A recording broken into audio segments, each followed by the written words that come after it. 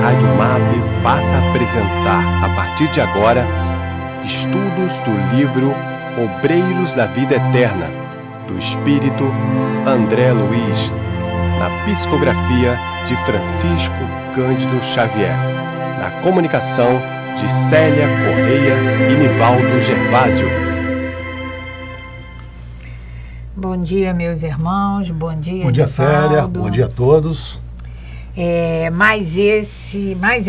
Essa terça-feira, com Obreiros da Vida Eterna, esse aperitivo para o nosso almoço. O tempero final do nosso almoço é essa conversa conosco. É verdade. Agradecendo a presença de vocês, agradecendo a participação de vocês. E como nós sempre falamos, o nosso agradecimento por estarmos aqui. O nosso agradecimento por termos essa oportunidade de mais uma obra espírita, e mais do que espírita, mais uma obra psicografada pelo nosso querido Chico, com essa mensagem desse espírito tão dedicado ao nosso esclarecimento, que é André Luiz, que vem nos mostrando o comportamento nosso, porque esses personagens que são narrados nessa história verdadeira de Obreiros da Vida Eterna, somos nós amanhã no mundo espiritual. E não tem diferença. Né, a finalidade do nosso irmão André Luiz é exatamente trazer esse esclarecimento para nós, para que a gente possa, através desses relatos dos bastidores do mundo espiritual, a gente possa fazer as transformações, as modificações necessárias em nossas vidas atuais, para que a gente possa amenizar um pouco a nossa chegada no plano espiritual. Porque, Nivaldo,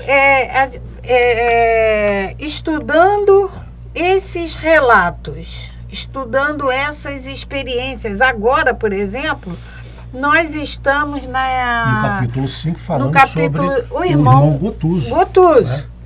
Então, como o irmão Gotuso, nós temos, com esses relatos, nós temos a oportunidade de fazermos a nossa reflexão. Não, eu não quero passar por isso, ou não, eu vou ter que eu preciso fazer para não passar por isso? Então a gente tem esses relatos, e André Luiz vem dizendo para a gente, através do irmão Gotuso, o que pode ser mudado, porque só depende de cada um de nós. E mais uma vez, lembrando, todos esses personagens que são contados nessas mensagens de Obreiros da Vida Eterna, seremos nós amanhã. Então, a reflexão fica a cargo de cada um de nós, a nossa escolha. É isso que eu quero, é isso que eu não quero. E nós paramos na semana passada, né, Célia, no capítulo 5. Isso. Estamos falando, tem como título Irmão Gotuso. O irmão Gotuso, o André Luiz conhece na casa da Casa Transitória, né? A Casa Transitória Fabiano de Cristo. O irmão Gotuso foi médico na Terra. Ele já está desencarnado há mais de 10 anos, trabalha na Casa Transitória como médico, atendendo os pacientes. Só que o irmão Gotuso, o André Luiz, ao conversar com ele, percebe que ele traz uma grande mágoa, ainda que ele não conseguiu resolver. Isso é o obstáculo. É o obstáculo que faz com que ele não consiga avançar no mundo espiritual. E ele relata por André Luiz, vocês lembram que nós falamos nas últimas semanas, né? Ele conta o relato dele, que ele era um médico bem abastado, com 2 filhos, e ele adquire uma pneumonia, se agrava e ele desencarna. Ele desencarnou, deixou a viúva, que ele relata que jurou fidelidade a ele, só que quando ele retorna como espírito ao lar, ele encontra a esposa casada com um primo, dele. primo Carlos, que se aproveita da situação, se aproxima da esposa a título de ampará-la e aos pequenos filhos, só que ele despoja a esposa do Gotuso. O André Luiz, o Gotuso encontra a esposa no dia que ela tinha acabado de ter o segundo filho com o primo, percebe que ele estava dilapidando o patrimônio, isso deixando em risco o futuro dos filhos dele. Isso faz com que ele se desequilibre completamente. Completamente. Então ele não consegue mais, aquilo para ele foi uma bomba.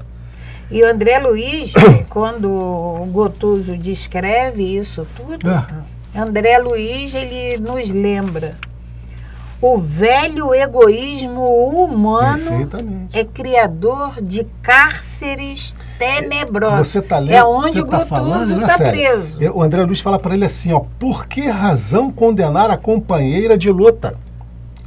E se fôssemos nós, os viúvos? Quem poderia afiançar que não teríamos sido pais novamente? Né? Então, André Luiz faz com que ele reflexione para entender que ela ficou na carne. Ela tem o direito de continuar a vida dela. André Luiz, então, através desse relato do Gotuso, ele faz uma pergunta, foi mais ou menos no final do nosso estudo da semana passada. Fitando-me algo modificado na expressão fisionômica, interrogou. O André Luiz interroga ao Gotuso: já cooperou em tarefas reencarnacionistas?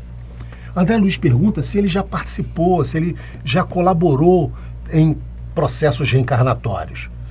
André Luiz lembra do que ele tinha participado com o irmão Segismundo. Você lembra? No livro anterior ele relata isso. Missionários da Luz. E o irmão Gotuso diz que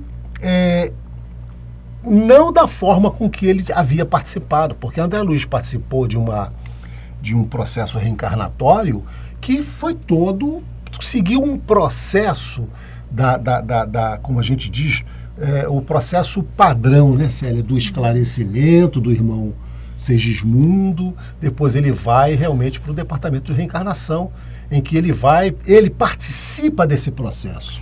Mas é o que... Mas o que o Gotuso de natureza relata, superior. O que o irmão Gotuso relata é que os que ele participou não foram assim.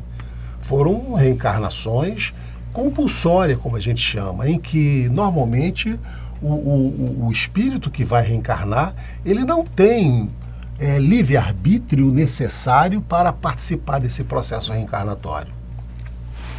Nós terminamos exatamente nessa parte, onde ele diz: segue-se a reencarnação expiatória de inenarráveis padecimentos pelas vibrações contundentes do ódio e das humilhações punitivas.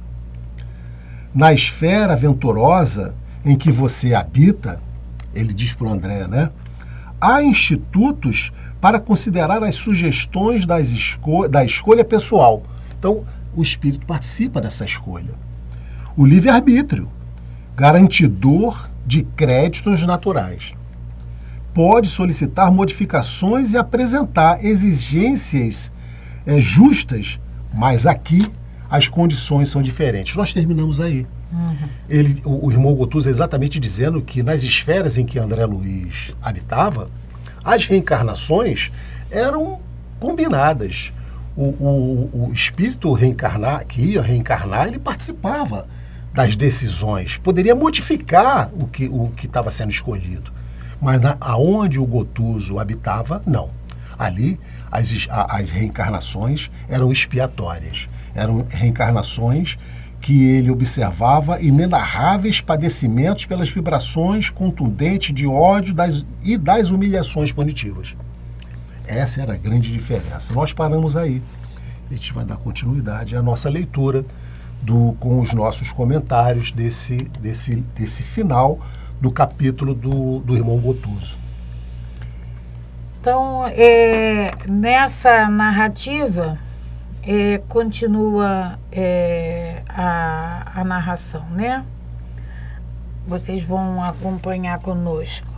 Almas grosseiras e endividadas não podem ser atendidas em suas preferências acerca do próprio futuro, em virtude da ignorância deliberada em que se comprazem. E que se comprazem indefinidamente e de acordo com aqueles que as tutelam da região superior, são compelidas a aceitar os roteiros estabelecidos pelas autoridades competentes para os seus casos individuais. Então, ele reforça exatamente então, isso. porque ainda são almas grosseiras e muito endividadas, eles não podem participar, esses espíritos não podem participar ativamente, não podem fazer uso ativo do livre-arbítrio no processo reencarnatório. E aí é preciso que elas sejam orientadas, que elas sejam induzidas, guiadas, né? A aceitar o planejamento o planejamento que melhor lhe cabe a cada um deles naquele momento. Célia, se a gente trouxer para a nossa vida real, há pessoas em que a gente pode deixar por conta dela, ela fazer a programação de algum projeto. Mas tem outras que não têm a capacidade ou ainda está em tal desequilíbrio emocional, físico, que não permite que a gente deixe que ela faça um planejamento Nivaldo, sozinha. Então ela precisa de ajuda. Não querendo repetir o que você está falando, mas usando um exemplo da nossa escola terrena, as nossas crianças, quando em idades pequenas, elas são obrigadas a irem à escola. O pai e a mãe têm que sentar para estudar, para faz o seu trabalho. Quando chega a uma determinada idade, ela se imbui de responsabilidade e ela sabe que tem que ir. E aí você pode deixar que ela caminhe sozinha. Que ela caminhe. É esse caso. Caso. E esses espíritos ainda estão são essas crianças espirituais que não têm condições de montar o seu próprio planejamento, fazer o seu próprio planejamento reencarnatório, né? E muitas das vezes nem auxiliar. E aí continuamos na palavra de Gotuso. Por nossa vez, somos executores das providências respectivas e constitui-nos obrigação, vencer os mais extensos e escuros obstáculos.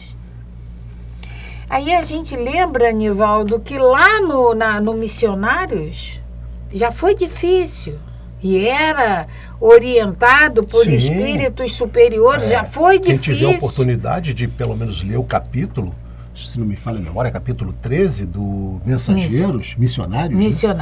Livro Missionários, é o terceiro livro de André Luiz, Psicografia de Chico, em que ele narra a reencarnação de Segismundo. E então, lá já foi difícil, imagina aqui. Perfeito, para montar esse planejamento. Então imagine aqui, exatamente isso, Célia. Nesses quadros de dor, vemos pais e mães que instintivamente repelem a influenciação dos filhos antes do berço, dando pasto a discórdias sem nome, a antagonismo aparentemente injustificáveis. aparentemente injustificáveis, a moléstias indefinidas, a abortos criminosos. Para que a gente perceba a dificuldade que esses espíritos orientadores desse processo reencarnatório convivem. Enquanto isso ocorre, os adversários que reencarnam em obediência ao trabalho redentor programado pelos mentores abnegados dessas personagens de dramas sombrios, com longa apresentação no cenário da existência humana, penetram o campo psíquico dos ex-inimigos e futuros progenitores, impondo-lhes sacrifícios intensos e quase insuportáveis. O que o Gotuso está dizendo para nós? Nesses casos de reencarnação em que os espíritos se repelem. Imagine, em vidas passadas, foram inimigos mortais. E agora vão ser pai e mãe, e marido numa e mulher. encarnação vão ser marido e mulher, vão ser irmãos, vão ser pai e filho, mãe e filha.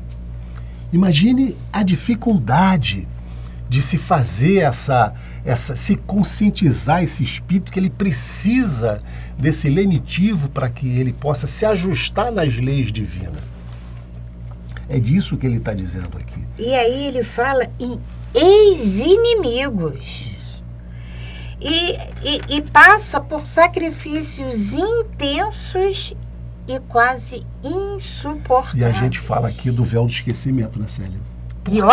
Por que o véu do esquecimento? Entendemos agora por que o véu do esquecimento? Como que nós poderíamos receber um inimigo como filho, sabendo que era o nosso inimigo?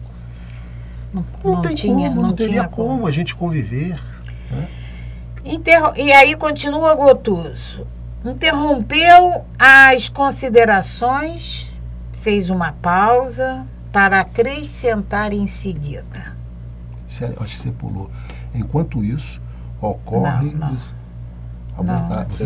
abortos criminosos? Não, insuportáveis. Quase que insuportáveis. Ah, tá.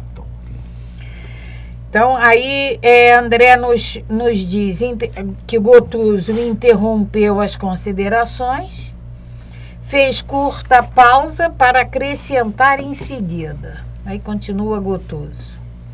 Reparem que a diversidade entre as suas informações, as informações de André e as minhas, e a de Gotuso, é efetivamente considerável.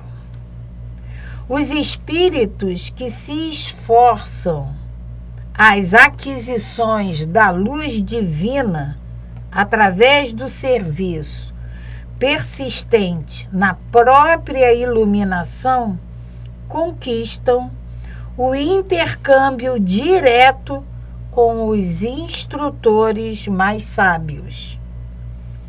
Aprimoram-se consequentemente. E pelos atos meritórios a que se consagram, podem escolher seus elementos de vida nova na crosta terrestre. Como o trabalhador digno que, pelos créditos morais conquistado, podem exigir as próprias ferramentas destinadas ao seu trabalho. Esse exemplo que Gotuso usa do trabalhador digno que, pelos créditos morais conquistados, podem exigir as próprias ferramentas destinadas ao seu trabalho, é perfeito. Os servos do ódio e do desequilíbrio, da intemperança e das paixões, contudo, que se preparem para... os servos do ódio e do desequilíbrio, da intemperança e das paixões, contudo, que se preparem para as exigências da vida. Os primeiros, a reencarnação será verdadeira bênção. Aqueles trabalhadores que procuram a iluminação, que procuram os trabalhadores dignos, né? Os trabalhadores dignos, que procuram o seu progresso. Então, aos primeiros,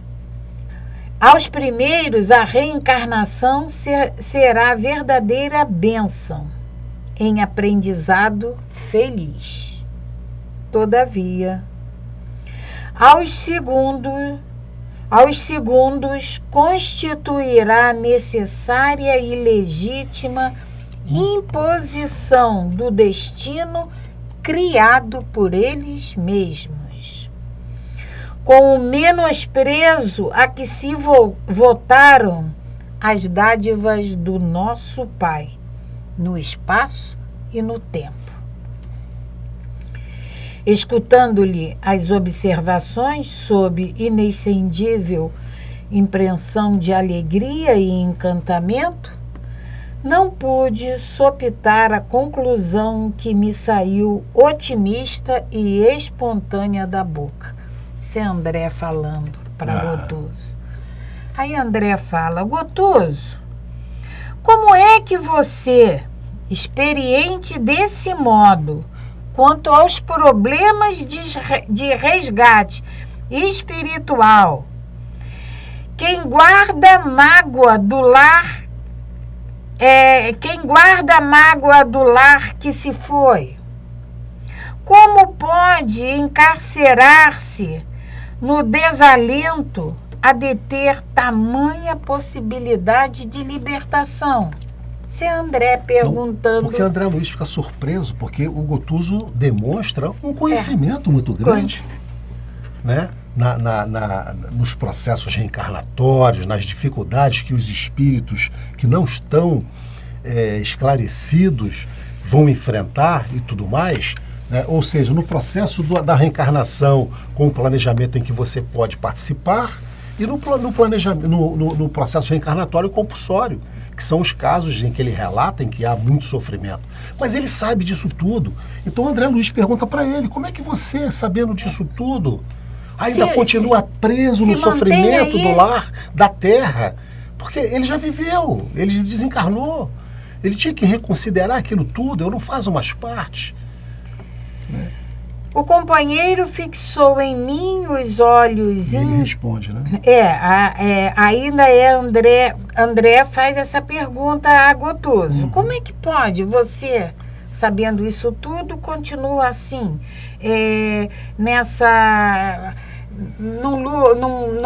não dá chance à sua libertação? Aí André fala: o companheiro fixou em mim os olhos inteligentes e lúcidos, como a dizer em silêncio que sabia de tudo isso. Esforçou-se por parecer jovial e respondeu. E Gotuso responde para ele: não se preocupe.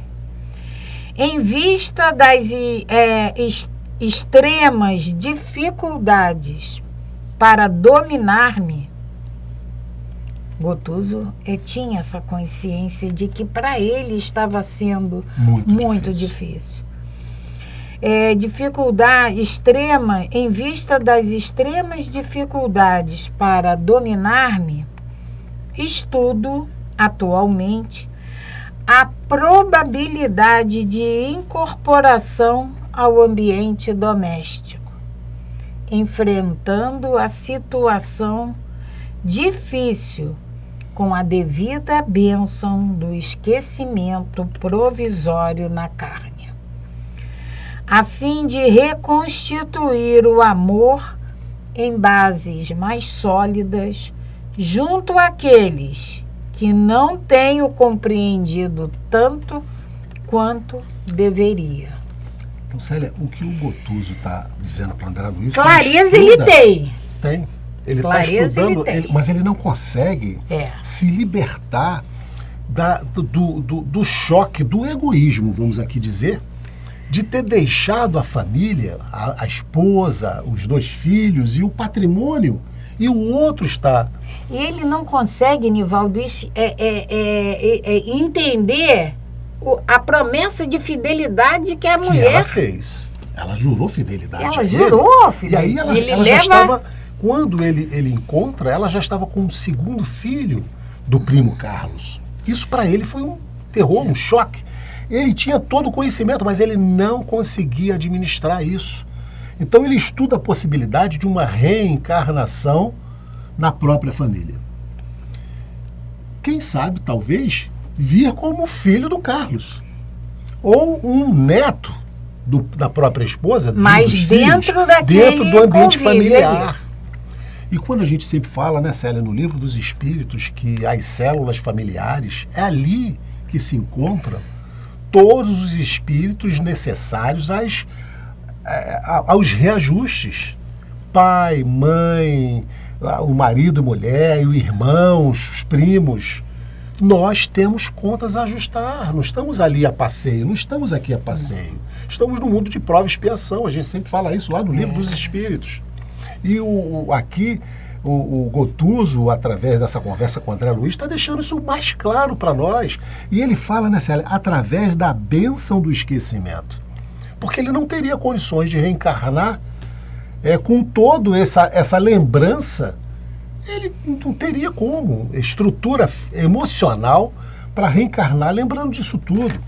E outra coisa importante que ele diz aqui, né, Célia, ele pretende reconstruir o amor em bases mais sólidas. Junto daqueles que, nesse momento, ele não compreende tanto quanto deveria. E o que é? É exatamente fazer essa separação do material para o espiritual. Porque a gente ainda tem esse amor, mas esse amor de posse. Nós amamos até que o outro esteja conosco. Depois a gente passa a odiar, a gente quer destruir.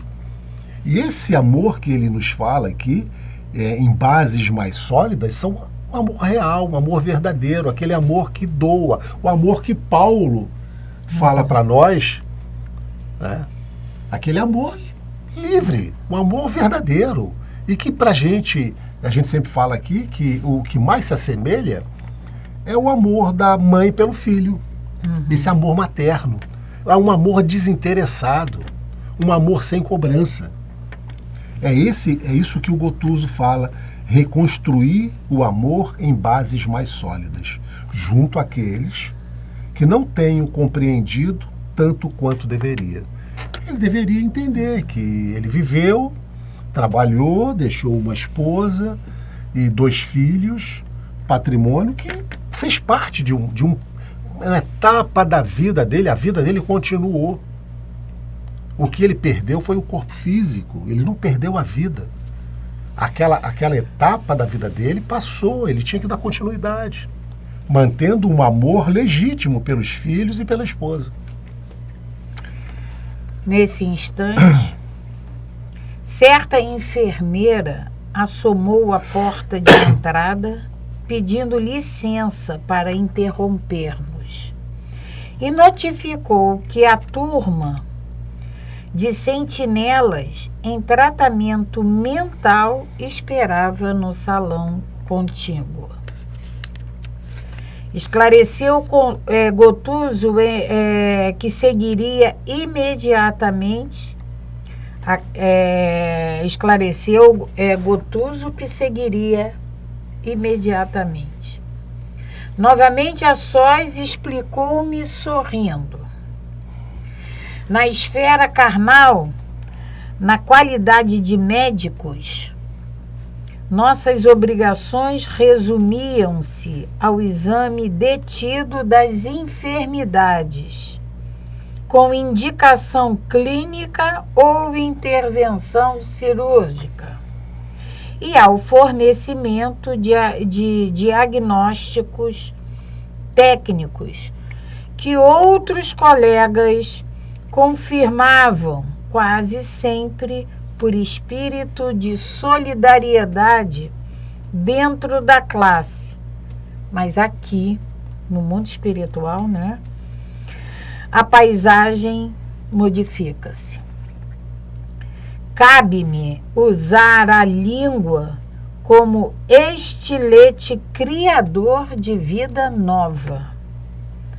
A casa está repleta de cooperadores que trabalham servindo-lhe ao programa de socorro e se submetem aos nossos cuidados de orientação médica simultaneamente.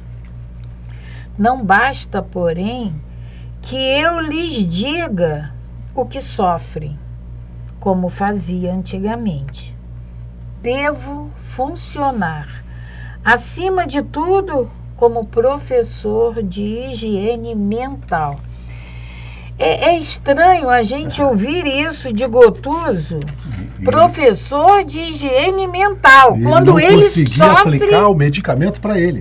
Mas ele não conseguia tomar esse medicamento, ele dava para o outro. E engraçado aqui, né, Célia, é que essa conversa do Gotuso com o André Luiz, o Gotuso estava atendendo, ele estava num consultório espiritual, atendendo lá aos espíritos também, né? E eles param para conversar e de repente a enfermeira diz, ó, doutor, a fila tá grande lá fora, o senhor tem que voltar a atender, né? Como se fosse aqui, a gente lembra aqui dos nossos atendimentos, né? Então, devo funcionar, acima de tudo, como professor de higiene mental. Porque não há corpo físico. O conserto aí é da mente. Né? Como aqui, ele diz aqui no mundo terreno também é assim. Ele diz que a língua dele funciona como bisturi, é isso? Né? Cabe-me usar a língua como estilete criador de vida nova. As cirurgias, que aqui na Terra é feita com estilete, né? Com a lâmina, lá ele usa a língua, porque é a fala, é a transformação. Então, devo funcionar, acima de tudo, como professor de higiene mental, auxiliando-os na germinação e desenvolvimento de ideias reformadoras e construtivas, que lhes elevem o padrão de vida íntima. Tudo isso ele sabia. Era tudo que ele precisava. Distribuímos recursos magnéticos de restauração com todos os necessitados, reanimando-lhes a organização geral, com os elementos de cura ao nosso alcance. Não sem ensinar, entretanto, a cada enfermo algo novo que lhe reajuste a alma. Noutro tempo, tínhamos o campo de ação na célula física. No outro tempo, quando aqui encarnado, né? Quando ele estava encarnado.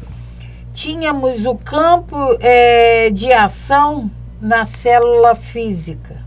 Presentemente, todavia, essa zona de atuação é a célula mental. Porque não há mais corpo físico no plano espiritual, né? Observando a disposição ativa do companheiro, meditei no tempo que despendera antes de participar dos serviços médicos da região superior a que fora conduzido. E perguntava a mim mesmo, isso é André Luiz falando. Pensando, né? Está pensando. Pensando. E perguntava a mim mesmo a razão pela qual fora Gotuso tão depressa utilizado ali, na esfera de socorro aos aflitos. Vamos lembrar lá do nosso lar? André chegou e já queria queria atuar atuar como médico. E o Gotuso desencarnou bem depois. Foi depois dele ou há uma antes cena, dele? né, Célia? Gotuso Gotuso desencarnou antes do André antes Luiz. do André. Mas ele já estava trabalhando com toda essa problemática, com todo estando preso ainda ao lar terreno, ele já estava atuando como médico. E é isso que André se questiona.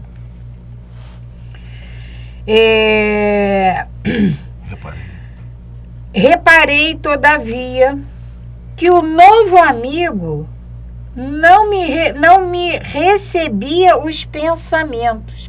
A gente lembra que é a linguagem dos espíritos. Sim, o André Luiz, diversas vezes, ele pensa em alguma coisa e o Jerônimo já respondia para ele, porque ele já percebia a comunicação é mental. E André Luiz percebe que esse questionamento que ele fez, do porquê que o Gotuso estava sendo já utilizado como médico, e ele não percebia. E ele não foi utilizado, o Gotuso não percebeu esse pensamento dele.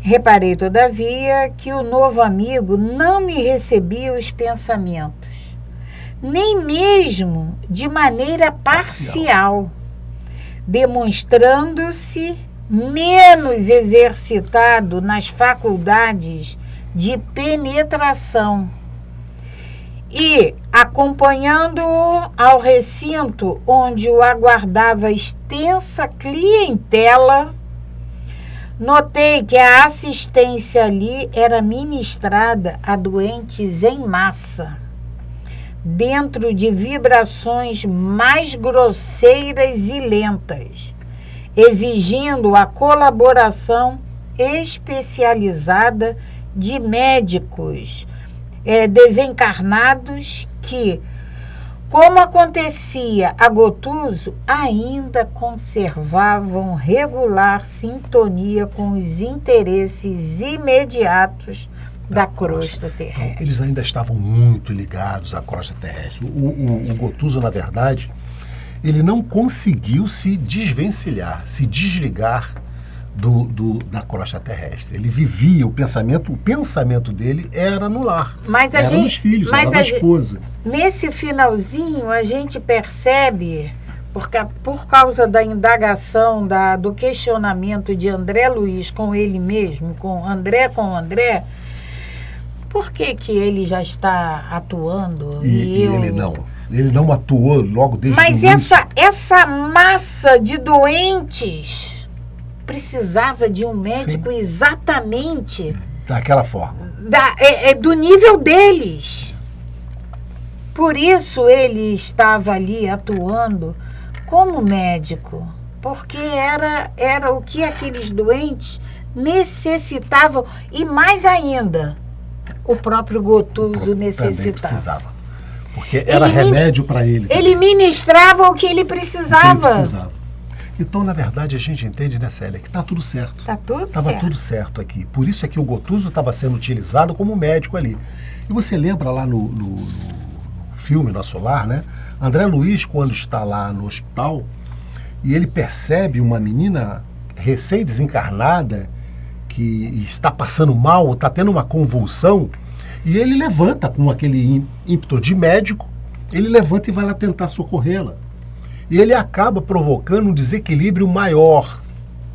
Né? E aí, então, chegam os médicos espirituais, realmente afastam o André Luiz, e depois é que ele vai perceber que ali o cuidar não era físico. A própria energia ainda densa dele desequilibrou a menina. Então, ele precisava evoluir um pouco mais espiritualmente para que ele pudesse atuar como médico. Ele não tinha ainda adquirido aquela serenidade necessária para isso. Mas o Gotuso, como você disse aqui, né, Célia, ele era utilizado porque aquela massa que estava sendo atendida por ele precisava exatamente de uma pessoa que fizesse, de um médico que tivesse naquela vibração deles. E o Gotuso, por sua vez, também, claro, tomava o próprio medicamento do que ele estava dando para os seus pacientes. Então, nós vamos para o capítulo 6. Agora nós vamos encerrar essa etapa da conversa do do André Luiz com o Gotuso, que foi um esclarecimento para nós. Nós vamos voltar, Célia, no capítulo 6 agora, que tem como título Dentro da Noite, vai trazer o relato daquela visita, daquele socorro que A irmã Zenóbia. a irmã Zenóbia, quando a equipe do André Luiz chega na casa transitória, que é o Jerônimo, o Padre Hipólito, a Luciana e André Luiz, a irmã Zenóbia diz que gostaria de utilizar o serviço dessa equipe em um socorro particular. E agora André Luiz vai descrever exatamente nesse capítulo 6, Dentro da Noite, a ida do grupo fazer esse socorro desse espírito amigo da irmã Zenóbia. Vamos começar a ler então aqui, Célio, um pouco, depois eu passo para você também. Então, capítulo 6, Dentro da Noite. André Luiz vai relatar, como nós falamos aqui, essa ida, eles vão entrar nos vales sombrios, tenebrosos, para chegar ao amigo da irmã Zenóbia. A diferença de atmosfera entre o dia e a noite na casa transitória de Fabiano era quase imperceptível. Não conseguiria estabelecer comparações apreciáveis, mesmo porque, durante todo o tempo de nossa permanência no Instituto, estiveram acesas as luzes artificiais. André Luiz não tinha diferença de dia e noite. Denso nevoeiro abafava a paisagem sob o céu de chumbo e, ao que fui informado, grandes aparelhos destinados à fabricação de ar puro funcionavam incessantemente na casa renovada, renovando o ambiente geral. Víamos o sol fundamente diferenciado, em pleno crepúsculo. Semelhava-se a um disco de ouro velho, sem qualquer irradiação, a perder-se num oceano de fundo indefinível. Cotejando a situação com os quadros primaveris da crosta planetária, os ocasos da esfera carnal parecem verdadeiras decorações do paraíso. Permanecíamos em região onde a matéria obedecia a outras leis, interpenetrada de princípios mentais extremamente viciados. Congregavam-se aí longos precipícios infernais e vastíssimas zonas de purgatórios das almas culpadas e arrependidas. André Luiz está relatando o cenário em que ele está vendo. Eles saíram da casa transitória, estão indo em direção ao resgate do amigo da irmã Zenóbia. Então ele está descrevendo o ambiente que ele está vendo. Na verdade, muita vez viajara entre as nossas colônias feliz e o plano crostal do planeta, atravessando lugares semelhantes, mas nunca demorara tanto em círculos desagradáveis e escuro como esse. A ausência de vegetação, aliada à neblina pesada e sufocante, infundia profunda sensação de deserto e tristeza. O cenário que ele está vendo é horrível. Os amigos, porém, com a irmã Zenóbia à frente, faziam quanto possível por converter o pouso socorrista num oásis confortador. Alguém chegou à gentileza de lembrar a oportunidade do quadro externo para que nos voltássemos para dentro de nós, com o proveito necessário. Sim, assentiu o assistente Jerônimo num abrigo de pronto-socorro espiritual, e é conveniente que não haja facilidade para distrações prejudiciais aos nossos deveres. Estampou o riso fraco nos lábios e acentuou. Por isso mesmo, quando na crosta da terra, nunca tivemos descrições de infernos floridos ou de purgatórios sobre árvores acolhedoras. Nesse ponto, os escritos teológicos foram exatos e coerentes. Aos culpados e renitentes confessos não convém a fuga mental em favor deles próprios. É mais razoável sejam mantidos em regiões desprovidas de encanto, a fim de permanecerem a sós com a criação mentais inferiores a que se ligaram indefinidamente.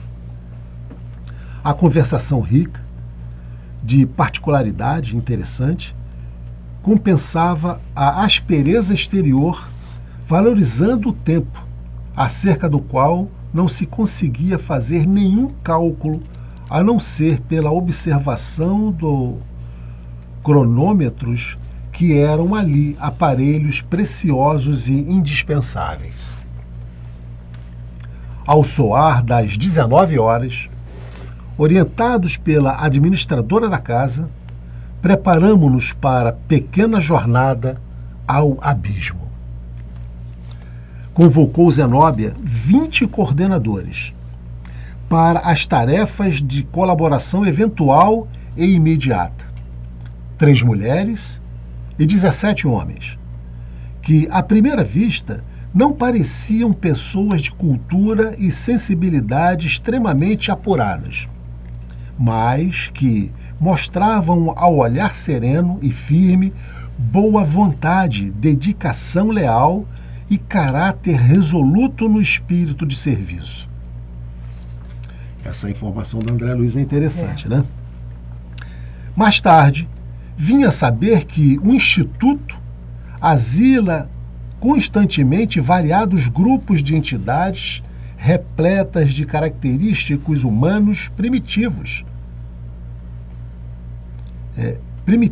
né? Mas portadoras de virtudes e valores apreciáveis que colaboravam com a execução das tarefas gerais e se educam ao mesmo tempo, preparando-se para reencarnações e experiências de mais elevada expressão. Dirigindo-se ao subalterno, que recebera atribuições de subchefia, indagou Zenóbia serena: Ananias, temos o material de serviço devidamente arregimentado. Não devemos esquecer principalmente as faixas de socorro, as redes de defesa e as lanças-choque. É o material que ela está pedindo para ser preparado para a excursão que eles vão fazer. Tudo pronto, respondeu satisfeito o colaborador. Voltou-se então, em seguida, para o nosso orientador e disse bem-humorada: Irmão Jerônimo, convirá desse modo iniciarmos a nossa marcha.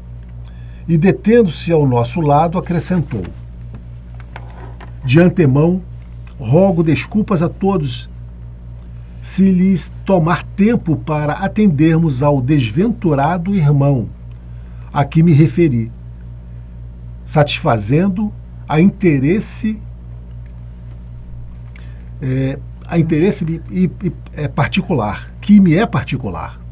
A clarividência de Luciana e a oração de todos os amigos, porém, constituirão fatores decisivos em benefício da renovação dele, a fim de que aceite as providências redentoras do futuro.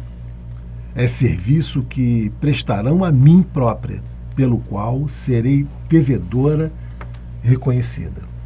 Então ela fala mais uma vez que está sendo essa excursão que ela está programando para fazer esse resgate, né, essa assistência, esse socorro a esse irmão, é particular dela.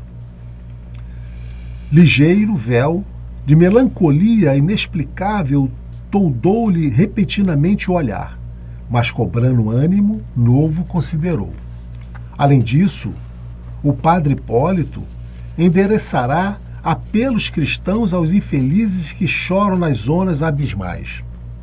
o fogo purificador, passará amanhã e poderemos ministrar-lhes aviso edificante. Nivaldo, eu acho que o nosso horário está chegando ao final, Célia. Nós vamos, inclusive, fazer algumas considerações no nosso próxima semana do que nós lemos aqui, esse início em que André Luiz está descrevendo exatamente esse início de excursão, né, que eles farão para socorro do espírito. É um socorro particular para a irmã Zenóbia. Então, meus irmãos, vamos encerrar por aqui a nossa transmissão de hoje. Retornaremos na próxima semana com mais a continuidade desse capítulo do nosso livro Obreiros da Vida Eterna. Paz e bem, paz e luz. Paz, muita paz. A Web Rádio MAP apresentou o programa Estudo do livro Obreiros da Vida Eterna, de André Luiz, na psicografia de Francisco Cândido Xavier, na comunicação de Célia Correia e Nivaldo Gervásio.